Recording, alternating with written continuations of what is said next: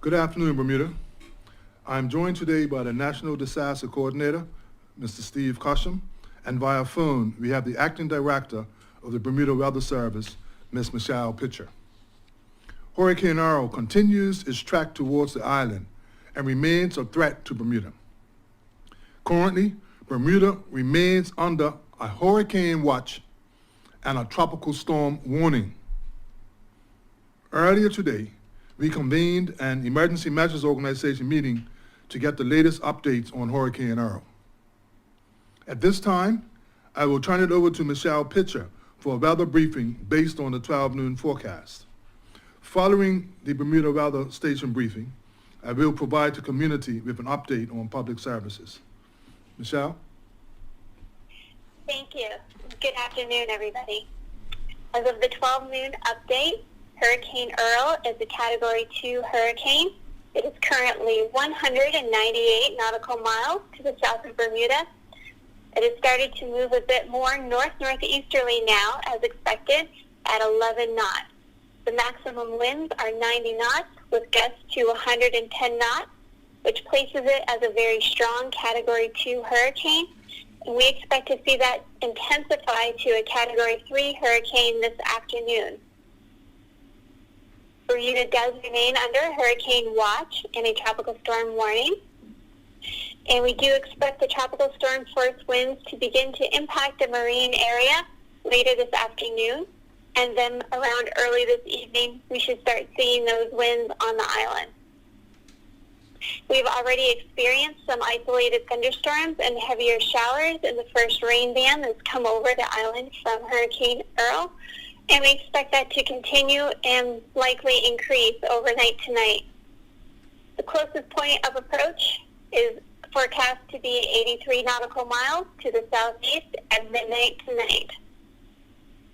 We are already experiencing large swells and rip currents and dangerous surf on our beaches, and the southern and eastern shores will be the most effective as Earl passes by.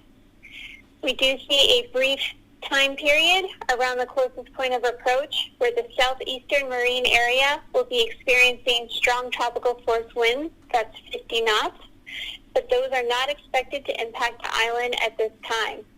Also, we are not expecting hurricane force winds in the area at this time. However, please keep your eyes on the forecast, as any changes in the forecast could mean larger changes for our local conditions. Thank you. Thank you, Michelle. So Bermuda, considering this latest information, I can advise that the Bermuda Police Service, the Royal Bermuda Regiment, the Parks Department, the Ministry of Public Works, and BELCO have mobilized their resources in key areas around the island to ensure our safety and security and to provide a rapid response following the passage of Hurricane Earl. Based on the deteriorating weather conditions and out of an abundance of caution, we are encouraging motorists, commuters, and the public to be off the roads by 8 p.m. tonight. As it relates to public services, here's what I can advise. Government offices remain open today, and government services are operating as normal until 5 p.m. The causeway remains open. Turning to public transportation, regarding bus service, based on the current forecast, the last run will be 8 p.m. and the service will stand on at 9 p.m. There will also be some ferry service interruptions. On the Blue Route, the last scheduled ferry is 5 p.m. today. The Green Route, the last scheduled ferry is at 5:20 p.m. today. The Pink Route, the last scheduled ferry is at 5:20 p.m. today. And on the Orange Route, there is no service at all today. The intention is for buses to operate as per normal on Friday morning, pending an overnight assessment. However, there may be further disruptions to ferry services Friday morning. The airport remains open and flights are scheduled as normal, including today's British Airways flight. Travelers should contact their respective airlines to stay abreast of flight information. Tomorrow morning, airport officials will carry out an assessment of their operations. Turning to beaches, as you can currently see, the conditions are looking increasingly dangerous at our beaches. As a public safety measure, the Parks Department has posted high surf warning signs along our South Shore. So we are again urging members of the public not to venture into the ocean under these dangerous conditions. We are anticipating that Earl will cause some challenges for those living in low-lying coastal areas with possible storm surge and flooding. So we are urging these residents to take the necessary safety precautions. As we all know, our public schools are set to resume on Monday. Following the passage of the storm, school custodian staff will inspect all public schools to ensure that all is clear. Additionally, you will be aware that the Ministry of Health and the Ministry of Education have been working on coordinating the return to school testing. School testing is scheduled to take place tomorrow per normal. Should there be any changes to the program, the public will be updated accordingly. Lastly, in the past few weeks, against the backdrop of an active hurricane season, we have been reminding and urging residents to get storm ready.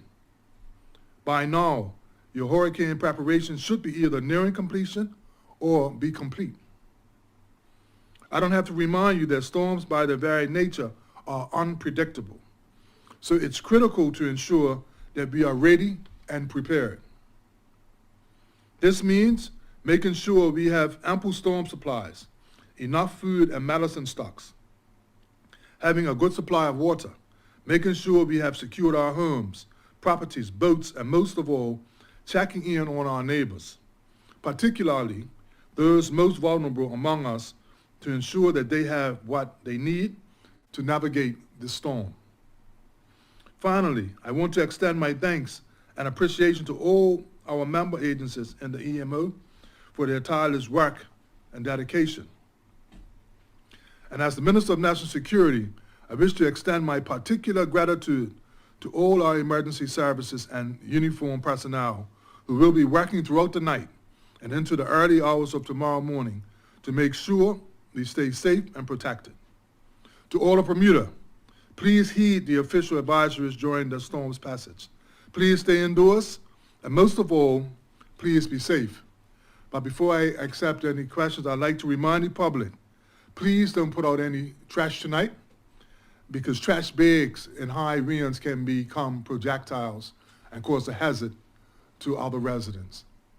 Thank you.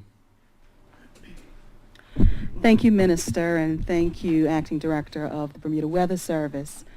This is now time for questions, and I'm going to invite Jonathan Bell from the Royal Gazette to come up and field a few questions for the Minister and our panelists. Thank you.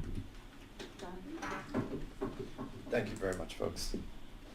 I guess I had one for Miss Pitcher, if you're still on the line there. Are you still available? Yes, I am. Miss Pitcher, hi. So it looks like we've got what's happening with Earl pretty well nailed down. There's another system looking to be on its way out there, obviously quite some distance away. And with the caveat that it's quite some distance away, is there anything that you can tell us about that at this point? Yes, there is another watch area that the NHC has been monitoring off to our southeast. But until it's been named, we really don't have too much information on it. However, I can say that the same mechanism that is helping Earl to turn to the northeast and away from our area will also remain in place over our area to help drive any further storms off to our east at this point in time. Thank you very much. Minister, I wanted to follow on a story that we had today. I guess there was a sort of hair-raising rescue scene down at Marley Beach yesterday. And I figured it was only fair to ask, given it came up in that story. Should we have put up signs actually warning people off the beaches earlier, or does this tie in with the exercising of common sense that you raised? I mean, the people did say in that story that they thought, there should have been a warning at the beach advising people to stay out of the water. So I figured I would ask that. Well, actually, Jonathan, thank you for that. Parks has been doing a great job actually monitoring the beaches and how the surf and riptide is coming. But what happened yesterday is a reminder of what we said yesterday, and I reiterate again, that on an abundance of caution, well, I'm asking swimmers and daredevils to stay away from the waters for this time. Got you. You mentioned the regiment. Is the regiment embodied? No, but they are on standby to be embodied if needed. And so far, is it looking that the causeway is going to remain open overnight, or will the decision to close the causeway be made as and when, should conditions deteriorate more than we think? Or but for now, we're thinking the causeway is going to be open overnight? As it stands, the causeway will be open, but if the conditions deteriorate, we will have another meeting. But at this time, I could turn over to Mr. Cusham if he has anything else to offer. Yeah, the causeway is open. We're monitoring the BWS and National Hurricane Center bulletins that come out every 6 hours. There's interims one at 9 p.m. and then at 12 midnight. And if we need to pivot to change and rethink, then we can convene a meeting and we're ready to react on that. So should that decision, just so that folks know, if that decision is made, do we know when and by what means that decision will be made public? So it will be made public by the MO, but we are already advising motorists to be off the road by 8 p.m. because Right. it's going to be hazardous conditions driving on motorcycles. It's going to be hazardous for high-sided vehicles, and it's going to be awkward for cars when you change direction and are suddenly impacted by another wind direction hitting your vehicle. So we're saying to people, don't be on the road anyway. And if we do have to close the causeway, we will act as the information comes in. Hopefully we won't have to. Got you. Yeah, I won't be out there. Last one from me, and that's for yourself, Mr. Minister.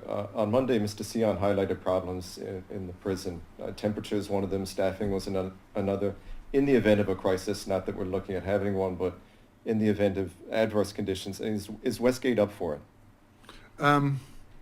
We are here today, Jonathan, in all due respect, to deal with Hurricane Earl. Gotcha. The issues up at Westgate are being looked at by our department, our ministry, but let's deal with Hurricane Earl today. Gotcha, sir. Thanks. Thank you, Jonathan, for your questions. Very much appreciated. No questions. Right. Well, thank you very much, everyone, for joining us this afternoon. That concludes today's press briefing regarding Hurricane Earl. I can encourage you to stay abreast of the updates from the EMO as they become available. Thank you very much for Michelle Pitcher for joining us this afternoon and Steve Cosham. That concludes our briefing. Thank you. Thank you.